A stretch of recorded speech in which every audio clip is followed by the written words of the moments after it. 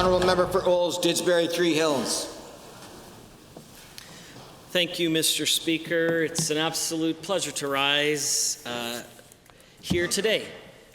Well, it might not be the first time that I've had the chance to rise in the Assembly. It is the first time that I've really had a chance on behalf of the citizens of Olds, Didsbury, Three Hills to speak briefly about the outstanding constituency that is Olds, Didsbury, Three Hills.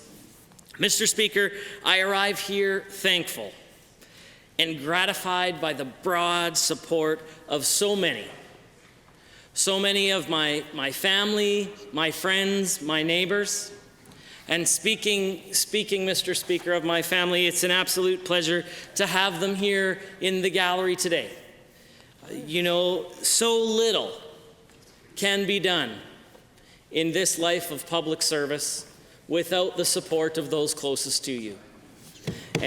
And in many respects, my wife Tanya, and today my dad Harold and my mom Mary are all in the gallery, and in many ways they made this day possible.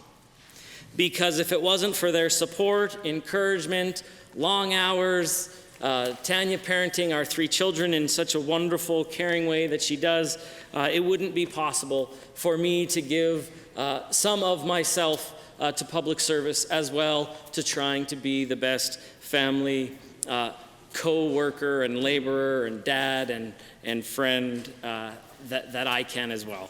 So to them I say thank you. I also come to the chamber on behalf of not just my family, but the friends and neighbors and the people in Olds, Didsbury, Three Hills that asked me to come to work towards implementing a principled, optimistic, and truly conservative vision for Alberta. I remain fully committed to represent our province, our family, our communities to the best of my abilities in the days, weeks, and months, and years, hopefully, to come. I also want to assure you, Mr. Speaker, that I come to this station fully cognizant of the responsibilities to which I have been entrusted. I'm just the third MLA to represent the constituency of Olds, Didsbury, Three Hills in its current configuration, and one of just 902 people ever elected to this legislature, and I don't take that lightly.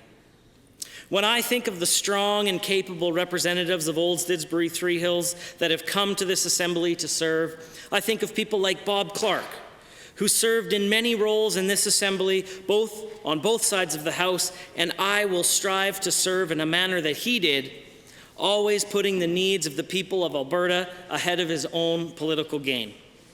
I think of people like MLA Connie Osterman, who served the people of this province with a vision and a passion that was second to none.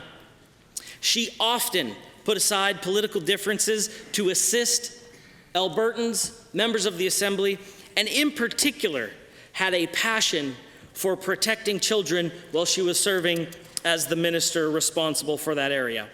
That is also something that's near and dear to my heart, is protecting the children right across this province that are so important to the future of this province.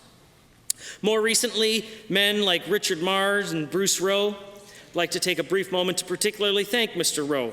I had the opportunity to work closely with him, and while we didn't always agree on all of the decisions that were made, I had the chance to learn a lot from him. A lot about this place. We learned a lot about public service together. And Bruce and his wife, Carol, have been so wonderful to Tanya and our children over the last number of years, and I hope to serve in a way that would reflect well upon them as well.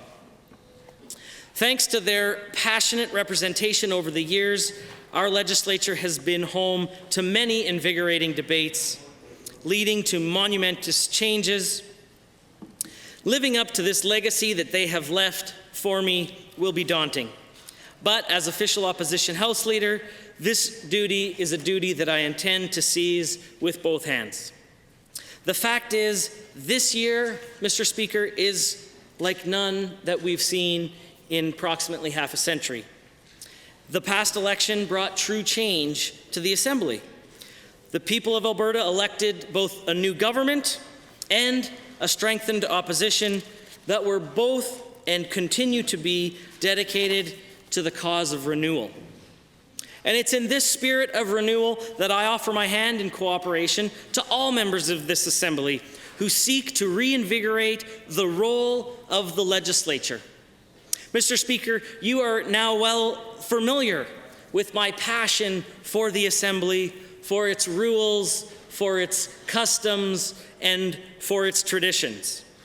And a strengthened voice of the legislature will mean a strengthened voice for all Albertans, and will ensure that the legislature receives full and thorough debate, much of which I have already had the opportunity to speak about in the chamber, and I look forward to continuing championing these important causes of democratic renewal for all of Albertans.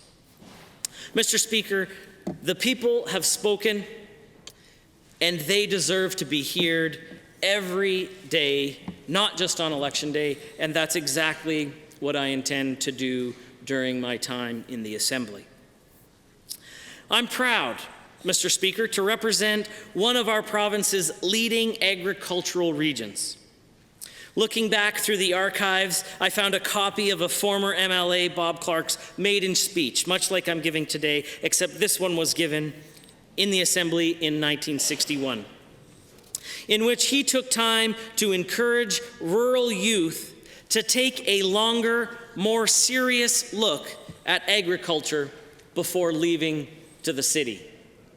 And today, Mr. Speaker, that echo and that call remains true here in this Assembly and right across Alberta as I work to try and strengthen, do everything that I can to lay my voice to the importance of agriculture and rural Alberta right across this province. Mr. Clark was one of the youngest members of any Canadian legislature at that time, at the age of 23, and he became a leading voice for our region, calling the region the master farming constituency of our province. He also had the occasion, while defending some of that farmland during debate, the debate was to whether or not the Red Deer River should be dammed, and he in this very chamber had the opportunity to table a bag of that rich Olds Didsbury Three Hills soil right here in this very place, and that bag of soil can still be viewed in the legislature library today. And that soil, Mr. Speaker, that was just as important in 1961 is important today.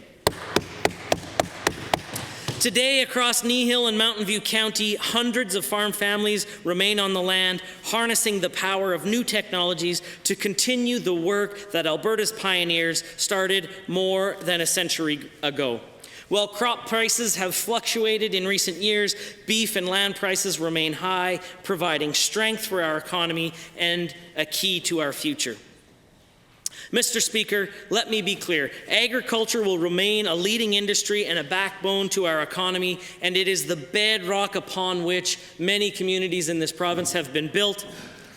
And we all need to remember that long after the oil and gas is gone, our agriculture industry must remain strong, vibrant, and diverse so that the future of our province can continue to be as strong as we have enjoyed in the past. Across Olds Didsbury Three Hills region, Mr. Speaker, I can report that the people and the businesses are harnessing that power of innovation. For rural industrial manufacturers, we are the capital of Alberta of small rural industrial manufacturers in Linden.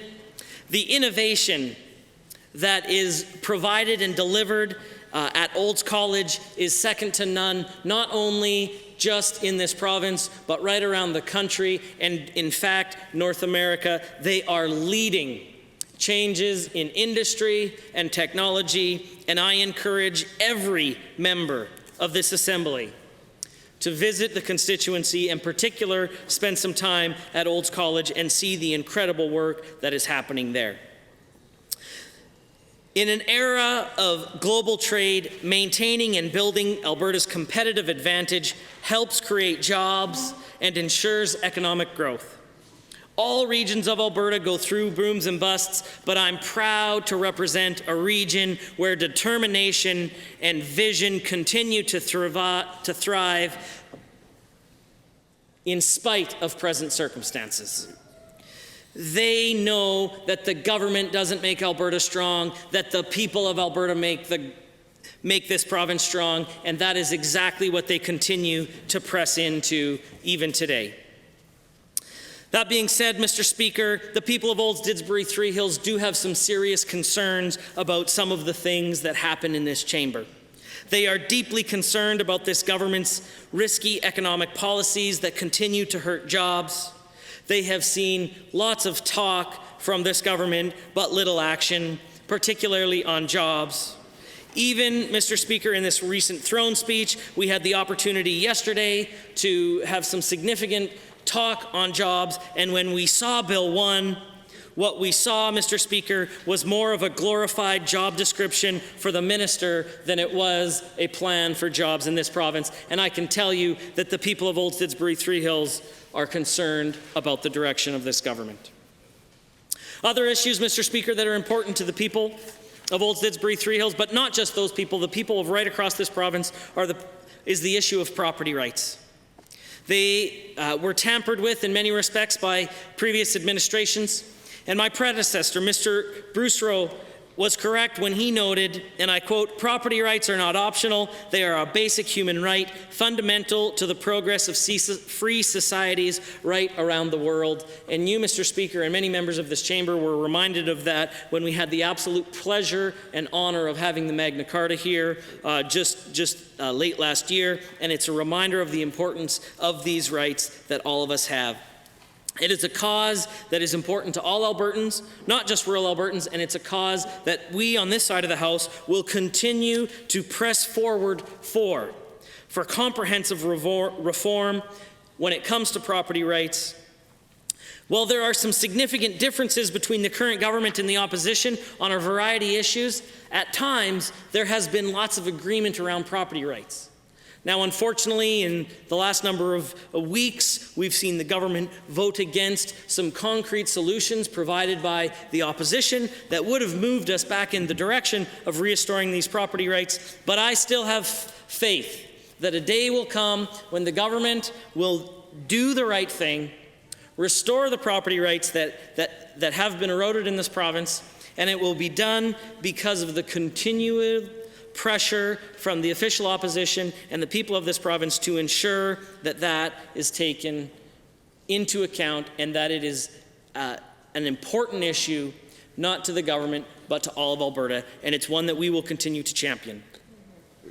In addition to the reinstatement of property rights, the people of Old Didsbury Three Hills also have significant concern about the direction of this government with respect to rural health care, democratic reform, and the increase of taxes, particularly in the area of the carbon tax. Now, I look forward to working with all of my colleagues on this side of the House to provide concrete solutions that the government can adapt and adopt to ensure that we are putting the best foot forward for all of Alberta. Because in pursuing these policies, we must be cognizant of the fact that our province is now facing an economic downturn that has left thousands and thousands of fellow Albertans looking for work. Moving forward, our top priority must be taking action to bolster the economy and avoid making the situation worse, which is exactly what, unfortunately, we've seen from this government. We Albertans, Mr. Speaker, have experienced these storms before. And we know that it is Albertans that will get us back on track. We need to remember what makes Alberta different. We need to remember what made Alberta great. In recent years, thousands of people and companies chose up their roots and have a fresh start here in Alberta. They didn't come for government programs. They didn't come for corporate welfare. They came for jobs and for lower taxes. They came here for opportunity, Mr. Speaker. And that's exactly what we need to do, is ensure that we have an environment that continues to create opportunity so that Albertans can do what they do best, and that is drive our economy. A couple of the points that I was just wrapping up, and then I'm happy to address some of the significant concerns that I've heard over the last 24 hours from the people of Old Didsbury Three Hills with respect to the throne speech. The people in Old Didsbury Three Hills have spoken about the need for opportunity in our province, and not for these unnecessary interventionist sort of economic policies that we've seen from the current government, but things like reducing unnecessary bureaucratic red tape. Things like recognizing that strong families build strong communities, and strong communities support strong families. Things like trusting Albertans to make the right choice for their family and for their community. They're talking to me about restoring the ideas of putting Albertans first. Because the people of Old Didsbury Three Hills, Mr. Speaker, have a vision for Alberta, one that's shared by people across this province. Their vision, our vision, is an Alberta that's strong and free, where hard work and dedication are rewarded with new hope and new opportunity. And that's exactly what I and what we on this side of the House intend to do, is to find ways to enable Albertans to be strong, resilient, and recognize that they are the solution, that a strong economy and strong jobs mean a strong Alberta, and a strong Alberta, Mr. Speaker, means a strong Canada.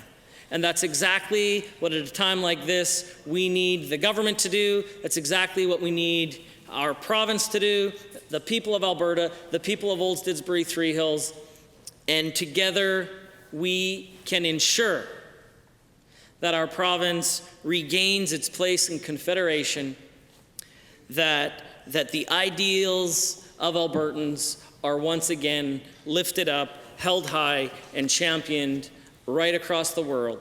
Those ideals of free enterprise, more personal freedoms, less government intrusion. These are the things that are important to the constituents of Old Didsbury Three Hills, and as a result, they're the things that are important to me.